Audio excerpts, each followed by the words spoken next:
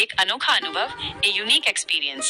त्या दिवशी तब्येत ठीक नसल्याने मी ऑफिसमधून लवकरच घरी जायला निघालो होतो. नेहमीच्या वेळेपेक्षा लवकर निघाल्यामुळे ट्रेनला गर्दी बरीच कमी होती. कधी एकदा घरी पोहोचतो असे झाले होते.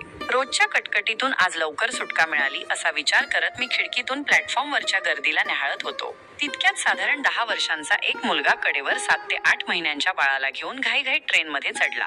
त्याच्या कपड्यांवरून आणि सगळ्या अवतारावरून त्याची आर्थिक परिस्थिती किती हलाखीची आहे याचा अंदाज आला. ट्रेनमध्ये चढल्यावर 2 ते 3 धापा टाकत तो काही क्षण तसाच उभा राहिला. कडेवरच्या बाळाला सावरत त्याने दुसऱ्या खांद्याला अडकवलेल्या पिशवीत हात घातला आणि 4 ते 5 पेन बाहेर काढून विकू लागला. त्याच्या कडेवरचे ते बाळ उठून खूप रडू लागले. माझ्यासमोर असलेल्या काही बायका त्याला नको ते बोलायला लागल्या. आई वडील असे मुलांना कामाला लावून स्वतः काय करतात वगैरे वगैरे. का कोण जाणे, पण मला अगदी विचित्र वाटले.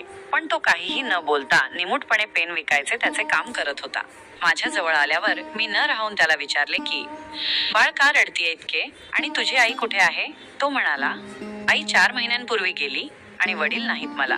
ही माझी लहान बहीण आहे. माझी आई फुल विकायची प्लॅटफॉर्म बाहेर. हिला खूप भूक लागली असेल. कालपासून काही खाल्ले नाही आम्ही. तितक्यात पुढचे स्टेशन आले तसे तो त्या बाळाला तिथेच ठेवून खाली उतरला आणि धावत जाऊन अजून एक पिशवी घेऊन आला. त्यात दुधाची बाटली होती. मी त्याची परिस्थिती बघून गहिवरून गेलो होतो. काय नशीब असते एकेकाचे. मी त्याला काही पैसे देऊ केले. त्यावर तो काय म्हणाला माहितीये?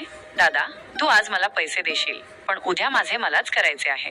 त्याचे बोलणे ऐकून डोळ्यातून टचकन पाणी आले.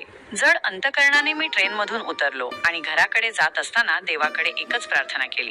मला जे दिले आहेस त्यासाठी मी आयुष्यभर तुझा ऋणी राहीन आणि यापुढे जास्त काही मागणारही नाही, पण अशी परिस्थिती पुन्हा कोणावर ओढवू देऊ नकोस.